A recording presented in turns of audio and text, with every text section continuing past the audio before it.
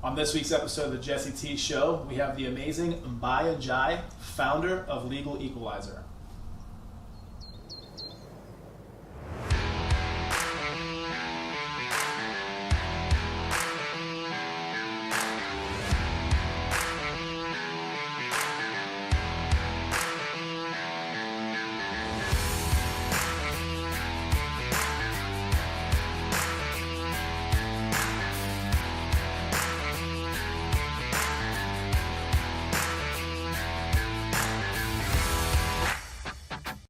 Mbye, thanks so much for coming to the show. Thanks for having me. Yeah, man, it's great to see you, man. Appreciate you.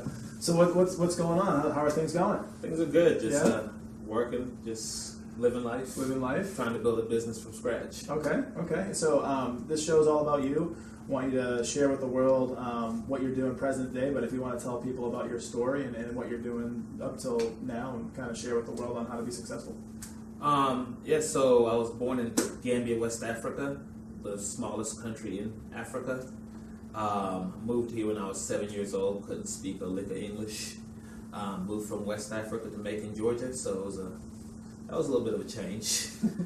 Not exactly the biggest city in the world to move to, but still happy I grew up and got my education in Macon from elementary school all the way through high school. Went to Central High School, was in the International Baccalaureate program, which was a program that helped in terms of equalizing education worldwide. So we were taking the same courses the students were in Japan and Germany, and these were the top level students, and so helped us prepare for college a lot better than a lot of the other students there. From there, went to Davidson College in North Carolina. Graduated from Davidson 2004. Then that was the business of trying to find a job, and it was that. At that time, I always say it was that catch-22 in this country where they tell you go to college, and then you go to college, and then you get out, and then when you're looking for a job, asking what your experience is, but you're like, my experience was those 4 years you told me to go to college, and then you don't go to college, and they ask you where your college degree was. And so, I started off my first year out of college. I worked in Baltimore, Maryland. I was doing research at Morgan State University and Johns Hopkins University on health disparities, which for me it was okay, but it was boring because it was literally I was behind a computer and a desk all day, and that's not really what I like to do. I like to kind of talk to people more. And then a few years later, ran into Jesse and started working, doing sales with him. Outside door-to-door sales, the grueling every single day of walking 5 to 6 miles, sometimes running. Didn't matter if it was 100 degrees or if it was raining or snowing, you were out there. But did that for a few years, and that pretty much set me up on a path for sales for the next few years. And then about 3.5, 4 years ago, I decided to go off on my own and had an idea that had been eating at me for a while to build an app. I had no idea where to start, and I started that and put that idea out, and here we are about 4 years later, working on about the third version of the app already. So if you want to tell the audience what the app does, how it's changing and leading in the world, and how it's helping people. So the app is it's Legal Equalizer, and when I first came up with the idea for the app, it honestly was after everybody in the country knew what happened with Ferguson, Missouri, when Darren Wilson shot Mike Brown. And it was after that whole incident happened. You had the riots going on in Ferguson. You had a spate of incidents where police were shooting unarmed people. And for me, my upbringing, I was blessed where I've got an extremely diverse group of friends, from black, white, Asian, Hispanic, liberal, conservative, you name it. Atheists, Muslims, Christians, like gay, straight. I've got a very wide variety of friends. And so during that time, the thing was, my Facebook feed was so split on what happened. Some people were 100% the cop is right, no matter what happened, and some other people, the cop is wrong, no matter what happened. So the whole time I'm thinking, how come there's no video? Like, really? We have no video of this incident? And so that's when the idea started kicking in of, okay, is there something to record your encounters with policing? And in that December of 2014, I got pulled over 3 times in a week and a half time frame. First time I got pulled over, he just pulled me over to ask me where I was going, just asked me random questions, and I didn't know what the reason was. And I was like, "Yeah, you go." Next time he pulled me over, I was at a stop sign for 3.5 seconds instead of 5 seconds, what he told me. And so he wrote me a ticket, which when I went to court, the judge laughed and threw that out. Third time I got pulled, I was heading to work. At this point in time, I was working at Allstate, and dressed in business attire. It was 8:45 in the morning, headed to work at 9 o'clock. And a cop gets behind me. And so I think nothing of it because I'm not speeding, nothing's going on. So, I switch lanes about a mile later and I see he switched lanes behind me. Don't think of anything of it because I'm like, there's traffic over here going on. So I switch lanes back another mile later. I'm like, he switches right behind me again. I'm like, he's about to pull me over. And 3 miles in, he finally pulls me over. And when he pulls me over, he asked me, do you know why I pulled you over? I'm like, I have no idea. So I'm not speeding. My seatbelt is on. I'm not blasting music. My phone's not in my hand. Like, what could it? He tells me I have a warrant for my arrest. Now, I'm shocked. And so I tell him this, and he's like, you seem shocked? Like, I am. I was like, here's why. And I pulled over that ticket from the same department from a week ago. And I was like, here's why. I got pulled over. I got a ticket from your same department. There's nothing on here about a warrant for my arrest. He didn't say anything about it at that point in time.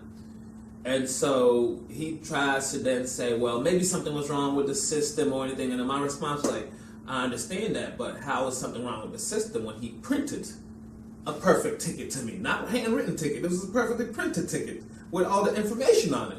So the system was working enough for him to print it, and all of a sudden it quit working. And so at this time, he's like, well, I'll go check on it, but while I did that, for my safety, step out. He puts me in handcuffs and puts me in the back of his car for the next 30 minutes. And he's not really looking in the car with me, calling in the warrant or anything like that, checking that out. He's now just walking around my car, has a flashlight in the window. And 30 minutes later, he's like, I said invalid warrant, you're free to go. And so at this point in time, like, I've been pulled over, I've had tickets. If it's my fault, it was my fault. Like, even the officer told me that I didn't stop long enough. I'm like, that's cool. Great, give me the ticket, I'll go to court, I'll either fight it, I'll pay it. And so this sounds like that's complete profiling. I have a older car, I'm a black male, like, you literally pulled me over for no reason. Because then I could tell the look on his face when I asked him these questions, like, why'd you pull me over? I was like, I didn't. And so when he told me that, and then when I pulled over that ticket, the look on his face was like, oh, crap.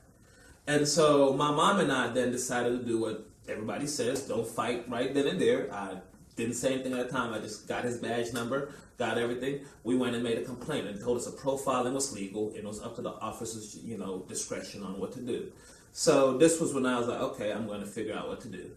And that's when I started, I really needed the app to show also what it looks like when I get pulled over. So I go to work, and my boss, who loved the guy to this day, good friend, he's like a 45-year-old white guy. So he's like, well, Mbye, when I get pulled over, the first thing I do is I get out of the car and I walk to the officer's. I was like, Tracy, if I got out of the car and walked to the officer's door, guess what? You'd be seeing me on the news right now. We'd be having this conversation. That's just realities of America. And it's what it is. And so when I first started the app, it was kind of a morbid thing because at that point in time, every shooting I'd seen, it was always, let's look at what the black kid or unarmed person did in their previous life to make them look bad, as if that's the reason they should be dead.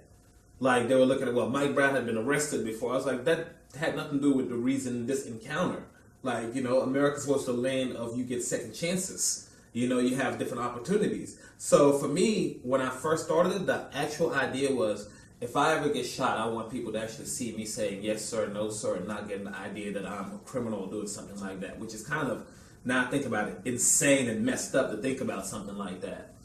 But then I came up with the idea of it's not just good enough to record it, because we've seen plenty of recordings from, when we were kids, Rodney King. Yep. Like, that was national news. We saw everything that happened, and every one of those officers got off.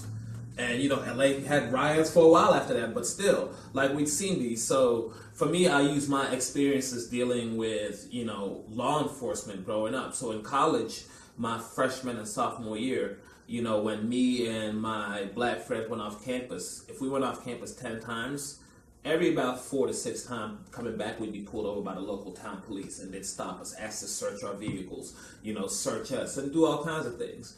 And so sophomore year, midway through that, one of my friends, we don't think all of this is kind of right. So we went to the library, we printed out a Bill of Rights, Then we started printing out the North Carolina state law county by county based on where we were. From Mecklenburg County to whatever county Morrisville was in, like all the Cabarrus County, all those different counties around the area, until the librarian told us we couldn't quit using up her paper. And then we decided we highlighted the things that we were pulled over for. And so the next 2 times we were pulled over, we were like, absolutely, officer, you can definitely search our car, just like always. But this time, what we would like is we'd like a warrant, and we would like for your sheriff to be here. That's what the law states. And they let us go both times. We didn't get pulled over again until after we graduated. And then after that, and we spoke with them, like, we saw them, they're like, hey, we already knew what your car was. Like, we pulled you over. It's like, basically, they admitted it was a fishing expedition. Mm-hmm. And they told us once they realized we knew our rights, that there was a reason they didn't pull us over for the next 2 years. Because I pointed that out. I was like, y'all didn't bother. They were like, yeah, we knew that no matter what, you guys would know what to do properly. And we're like, exactly. And so that was like, let me put laws in here, because enough people in America don't really know their rights or laws or what to do in that situation. So even some of the police don't even really understand the yeah. law. And that's not even on the police when you think about it. You think about how lawyers have to go to law school for 3 years to learn the law, and then they have to pass the bar exam to even be able to practice the law. But police officers are expected in under a year to have not only the physical and mental training, but also to know the law. Yeah. So they can't be expected to know everything. That's right. And so people knowing the law, like, it's like, okay, helps them know, issues there. And then, so that was the second aspect of the app I wanted outside of recording it, was having people know their rights and what the law and what to do in specific areas. Now, the third thing was for me, and it was something I thought about, but actually it was funny. It was speaking with a lot of my friends from college and high school, black, white, all over the spectrum, who were mainly mothers. And it was like, we want a button where if our kids get pulled over, they can hit a button and let us know exactly where they are. Oh, wow. Okay. And for me, I was like, that makes sense. I was like, even me, every time I've gotten pulled over, I've literally texted my mom. Like, that's the first, I would pull up like, hey, mom, I'm pulled over, here's where I'm at. Yeah. And so I was like, it makes sense now. And so it was like, that actually makes sense, where you can now have the button, push it, and it lets people know, hey, I've been stopped, here's my location. Okay. I'm currently okay. If you don't hear from me, contact the nearest police department in this area. So it's not even telling your loved ones to come to where you are, but it's giving them a heads up. The awareness. Hey, my son's been pulled over, and here's the last location. If I don't hear from him in an hour or so, I need to go ahead and check the police department, see if they didn't get arrested or something there. And so that's where the gist and the genesis of the app came from, was, let's have something where when people are pulled over, it can make the interaction a lot faster and a lot safer and a lot quicker. Yep. Now, that was my first app, and I had version one. Version one. And I had that idea. It was December 2014 when I first just had the idea. Wow. And I thought about it for a while, and I spoke with friends about it. And finally, it was March when I was like, screw it, let me start building something. And I took what little bit of, actually it was February when I first started talking to a coder about it. And in March, when I was like, all right, whatever little pennies I have left, I'll put that. And then I decided, let me get a GoFundMe with this idea to see if it can get it. And I put up a GoFundMe, and we started raising money. Other people were like, hey, this sounds like a great idea. There's no app on the market that does this. Then one of my friends from Davidson, who was in charge of HuffPost, she got somebody that was like, let's write an article for it. Nice. They wrote an article, put the link in there. I woke up the next morning, and from like $2,000, we're now sitting at $10,000. And then that HuffPost article got carried by different groups around. So then, like, I had a radio show, the Karen Hunter Show on Sirius, like, hey, can you come on air and speak about it? And we go there, and next thing you know, we raised that $25,000. Then I had somebody say, hey, I'll match it and give you another 25. So now I can actually build a product and build something. And it's where now I tell people now, I'm like, if you have an idea, go for it. Like, I swore when I put that GoFundMe and put 25,000, I was like, that's silly rabbit. Like, you'd be lucky. When I got 500, I was like, yeah, okay. And I even told the coder, we're not going to raise all this. Like, we can get this, thing done. So we got, that stuff put together, and then it was November of 2015 when I first released just generic version of that app. And I kind of now want to say it's like a beta version of that app. Sure. And it was simple, had a one-touch button that you could hit to let people know your location, and you could record it, and you could swipe it to the left and right, and it showed you rights and laws. But I spent literally like the next year and a half, 2 years, like with that app, and just thinking, well, That's great, but what next? What now?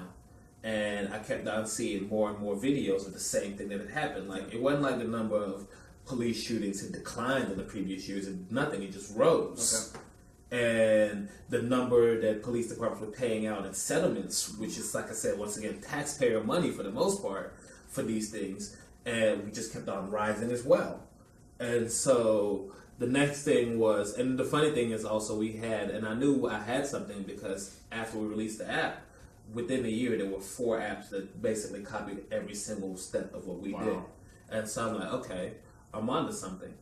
And so the next steps now were to try to get something where, okay, we can get more traction going, build it, but I still didn't think the app was doing enough to solve the problem that I wanted to solve. So the next step was trying to be proactive rather than reactive. And with issues with policing, especially in this country, we're very reactive.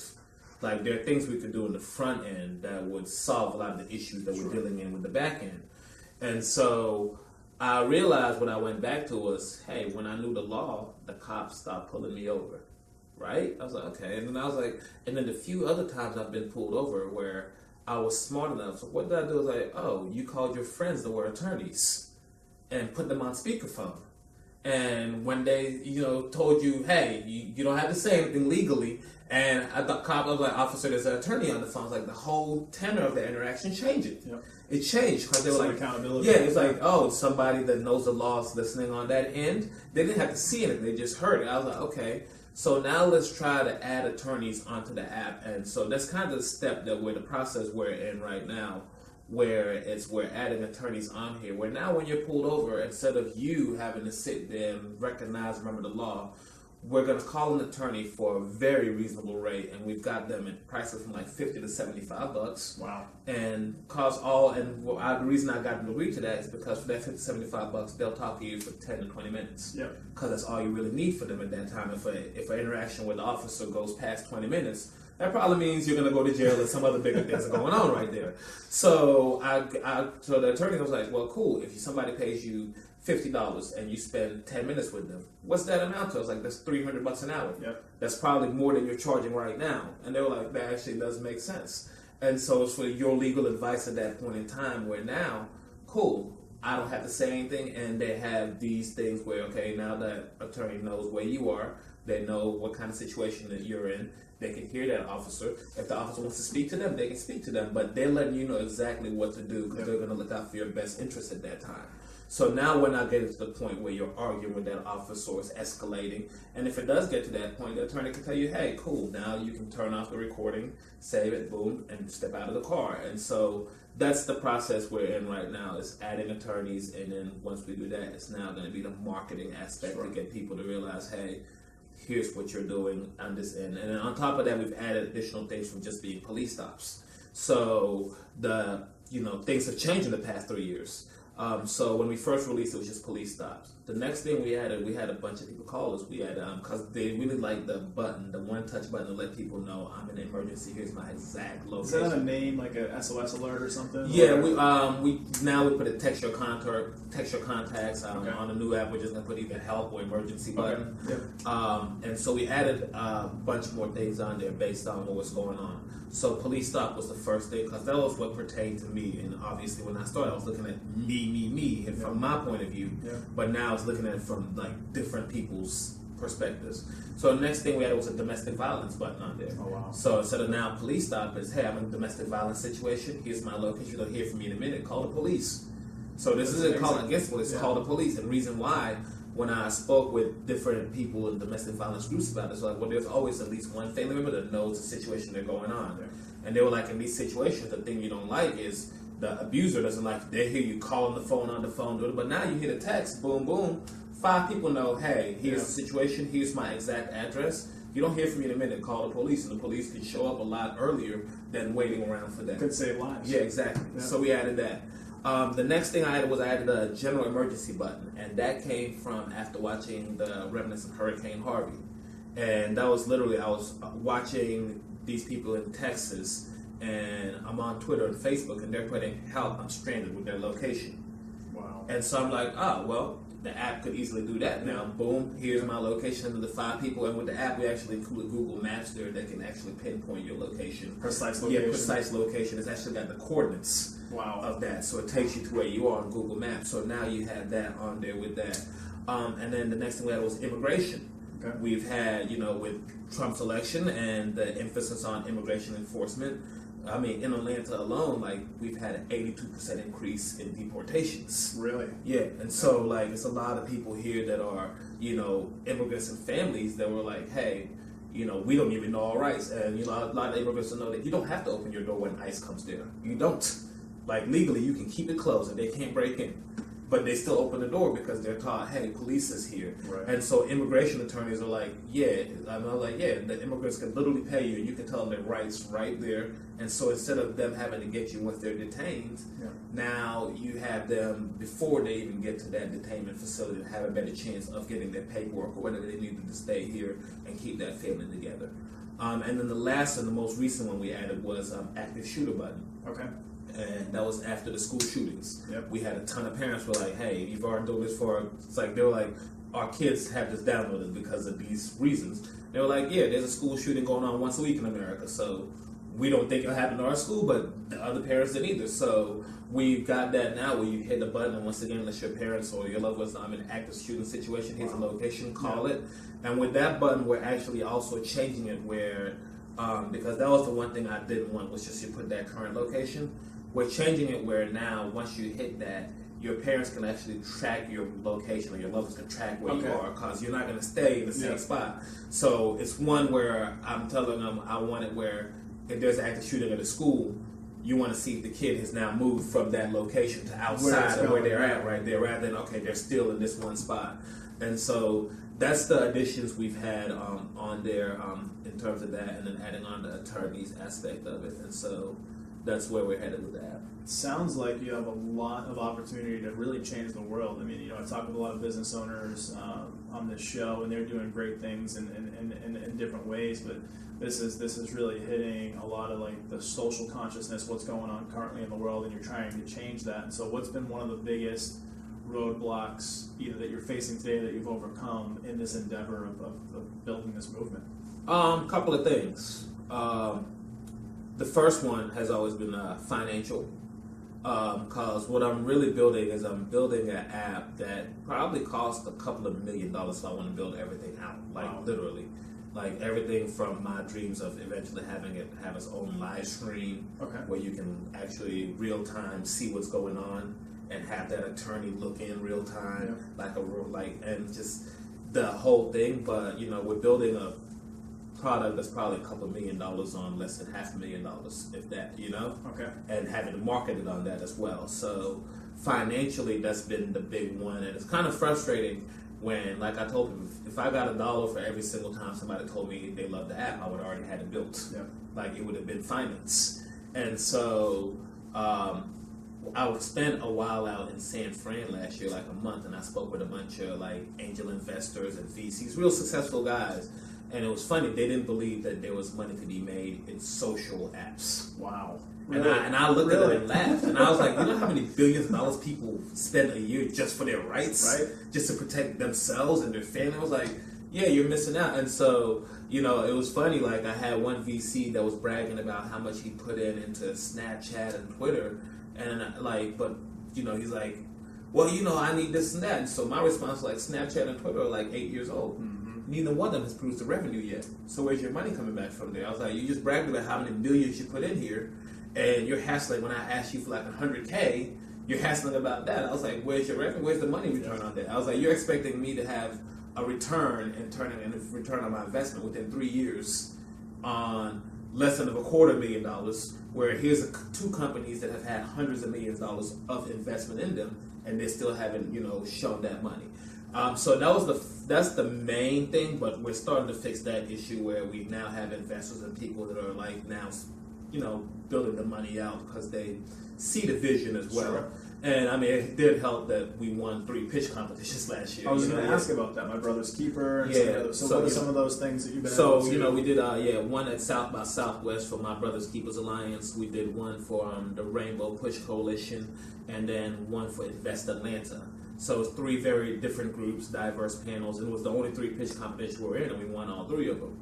And so that's also bolstered it. I was like, okay, these different judges from different places all saw that we were the ones that won it. And trust me, each time I was like, how in the world y'all pick me like that? Like, that girl's got a thing that helps solve malaria and like in small remote villages in Africa and Indonesia and stuff like that. It's like, she should be winning. They were like, nope, you got it, And so that helped us get money and investments and things like that. And then even before that, like the bigger thing that we had to get by was the notion that we were anti-police when we first started.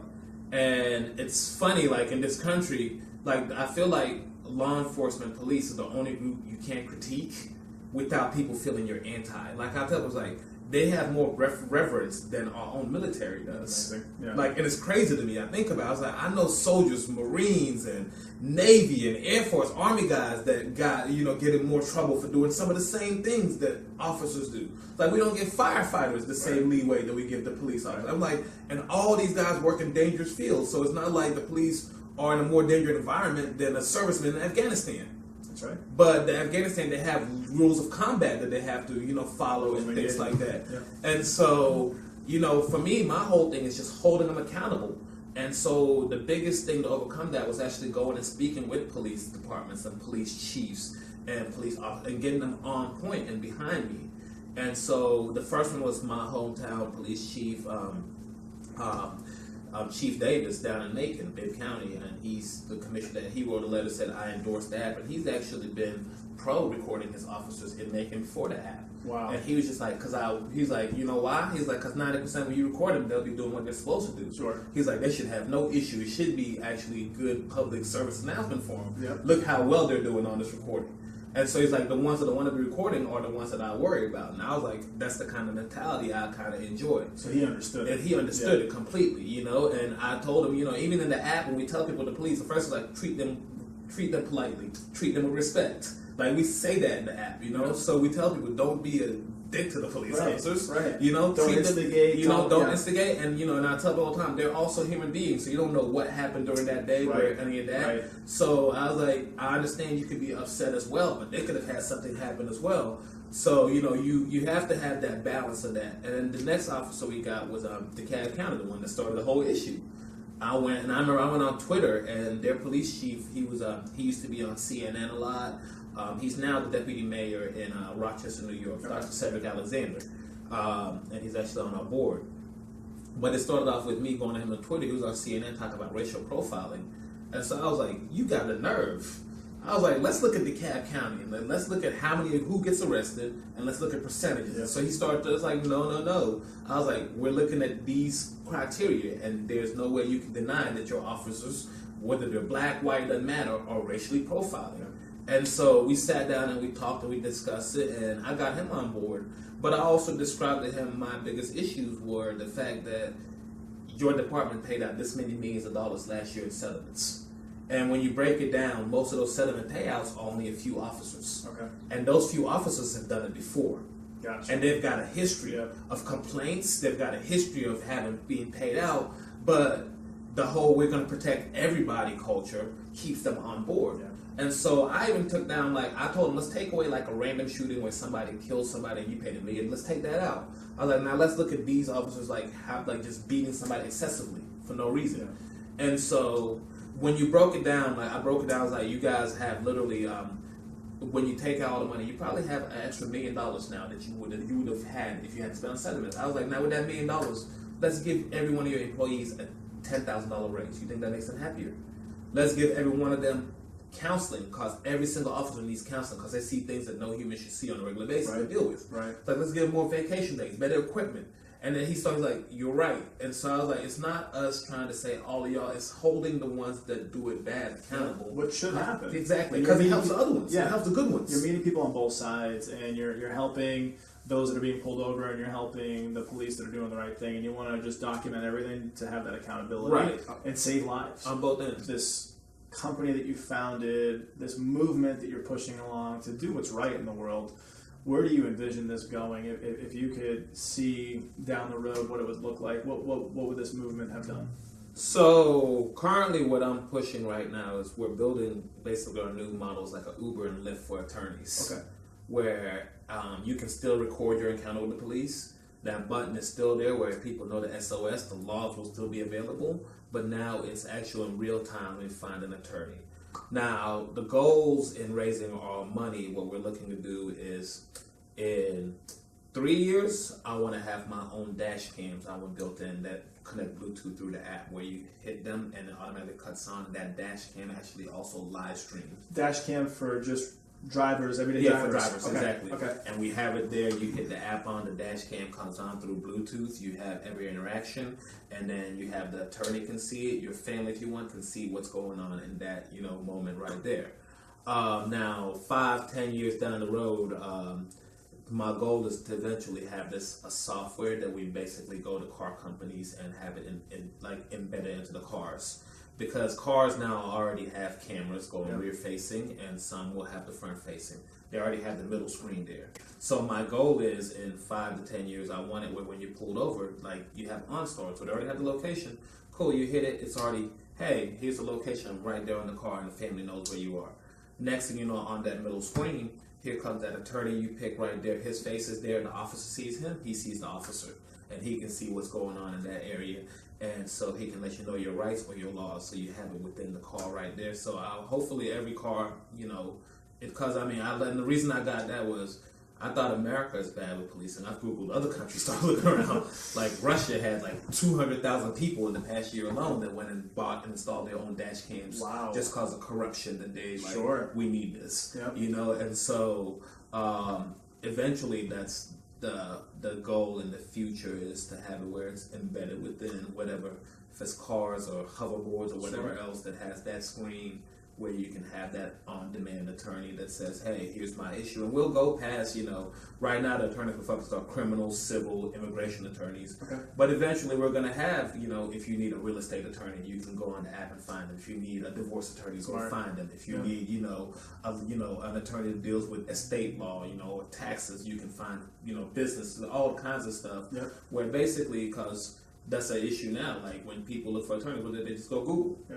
And that's what they rely on. But now you can go, hey, here are the attorneys in my area. I can look at the reviews of what people gave them and hire an attorney here in real time. So you're providing a service, you're helping other local business leaders with their businesses, and more than anything else, you're making a real difference. You're potentially saving lives and helping the world. Yeah, that's the goal, and then, once we get a few steps built out, eventually it's to start going to international, because literally, the way we've built the platform is simply now it's all you have to do is change the laws and the language for that country and find the different people. So, I've had people from Latin America to Brazil to Africa to Europe. They're like, hey, let me know when this app is over here. Wow. Because they have the same, it doesn't have to be policing like other countries have those same issues, but it's any place where there's an issue, where there's a power dynamic and people feel like their rights or their voices aren't being heard. This is a way they can have that be broadcast out to the world. Well, I've known you, I've had the pleasure of knowing you for many years, and I know that you're very socially conscious and you have a beat on what's going on, and obviously the headlines make it easy for people to follow along, but you really kind of have a feeling of what's right, and I think you're doing a great thing, so keep it up, man. Switching gears a little bit here, so we're going to roll into learning more about you and some things that you're doing, and so role model or mentor that's helped you in life or in business? It could be virtual, it could be someone you know personally. Probably say my stepmom. Okay. Dr. Catherine Meeks. Let's see, she took me on when I was 7, couldn't speak a lick of English, taught me English, and then her and my dad got divorced when I was 12 or 13, and she could have been like, you're good to go. Yeah. Go with him. I don't want to deal with you. But I wanted to stay in Macon because I already had my friends and everything was established there. And so she just treated me like her own son. But, she's now in her 70s and still working every single day harder than anybody I know. She probably is on an airplane 3 weeks out of the month. Wow. Flying to different places. And what is she doing? So she's retired. She was a college professor for 40, 50 years, and she now works with the Presbyterian Church. Okay. And they built her a center downtown, and it's the Absalom Jones Center for Racial Reconciliation. And so what she did is she's gone around the church in different areas, and she's helping to dismantle racism in America through the lens of the Bible and through the church. And so she's got the beloved community that she described that Jesus talked about. And so she'll go into Kentucky, into towns where she's the only black person. And she'll have people that have these, and she'll go literally through the Bible and scripture and say, and break it down. And so now she's teaching other, groups in the church and other churches that want to learn how to do the same kind of training and stuff to do that. And it's here in the U.S. She's been to Nicaragua and Honduras recently to teach them down there and all over the country. So, she literally works probably still, I want to say, 70, 80 hours a week, even though she's retired. So the belief in the cause and changing things for the better. So it's the reason why I pay attention to what goes on in the world and for sure. Socially conscious, but also it's why I like, okay, if I think I'm working, then I'm like, nah, she's doubling my workload. Sounds like she imparted a lot of that on you in terms of being aware and being ready and understanding kind of how things work. And so I've met her a couple times. She's an amazing woman. As far as craziest thing that you ever did or has happened to you? Craziest thing I ever did has happened to me? I'd say probably getting on stage in Rio de Janeiro, Brazil, in front of 75,000 people at a concert for like Snoop Dogg's DJ, because I talked my way into the back to think that I knew the DJ, because I was one of the few Americans in Rio at the time, and I spoke Portuguese, and so, but my friend didn't have a ticket to the concert, and so I just like, watch. So I go up and I'm like, hey, I met the DJ, I started speaking in rapid fire English, so I knew they wouldn't understand, they would panic, because I did it a lot of times. I was like, I met the DJ at the beach, and he said either I get the VIP or my friend can get a ticket. I was like, I'm cool with the VIP, I need my friend to get a ticket. They were like, hold on. 2 minutes later, this lady comes out, it's like, okay, I speak English, come here. And I told her, she's like, come with me, and she walks me like to the back, gives me a VIP wristband and stuff. And then while she's on the way to the back, my friend, he's like, yo, I got a ticket, I'm inside.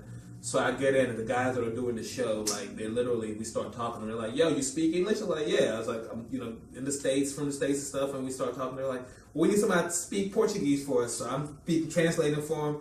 Next thing I know, like, they're doing 50 Cent at that time. His Get Rich or Die Trying album just came out, hot album.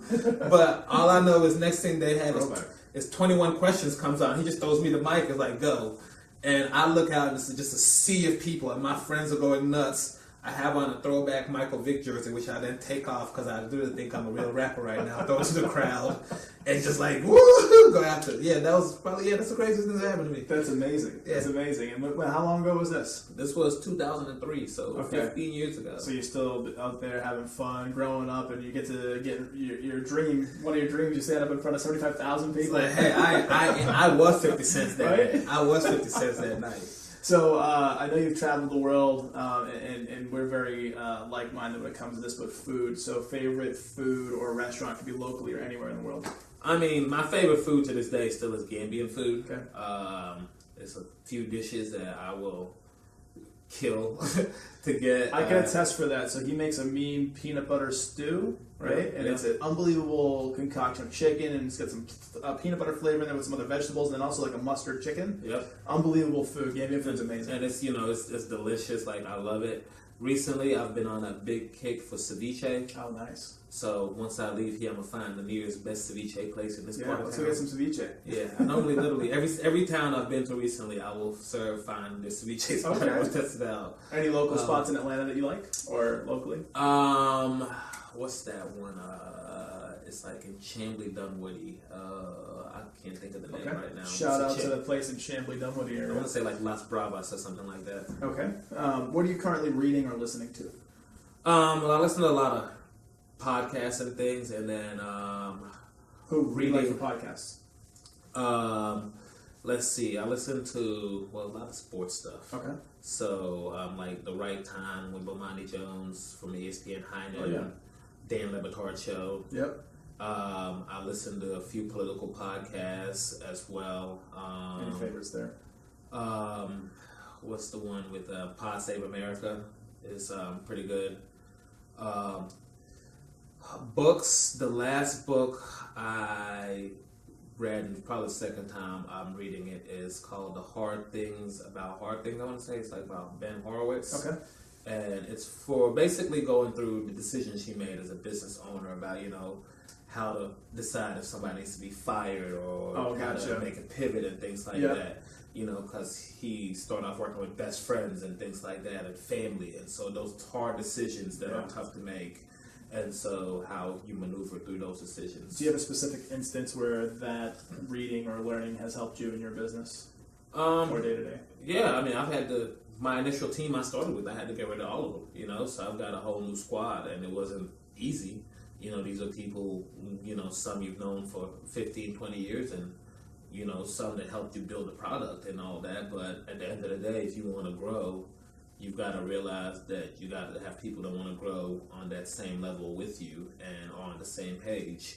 And if not, then, you got to stay focused and know what the ultimate goal is, and you got to cut it. And you got to stay true to what you're building. Stay true to what you believe and what you're going. Yeah. On that same note, so in business, it could be whatever side of your business is on, but something that you may have done wrong or something happened in your business where you learned from it and it made you better the way you operate in your business. Yeah. For me, I've always been super trusting of people.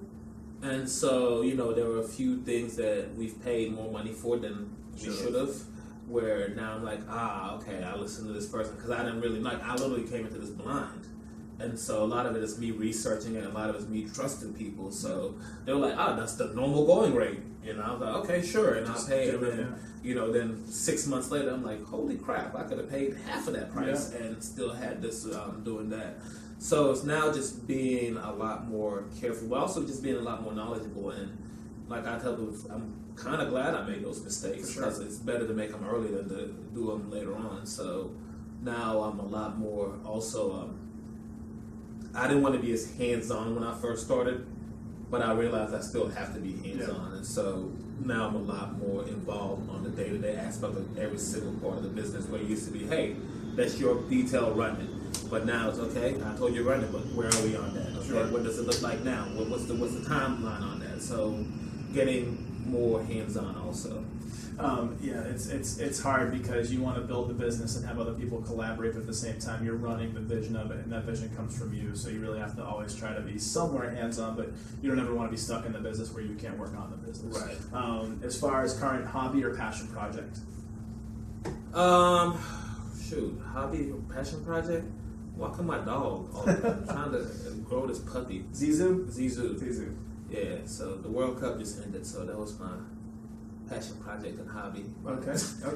But yeah, just really outside of that, my spare time is just chilling with the puppy. Nice. Huge dog lover myself, so I feel you there. So with looking at your life's work, your career, just overall, if you could leave a legacy behind or something to be remembered by, what would that be?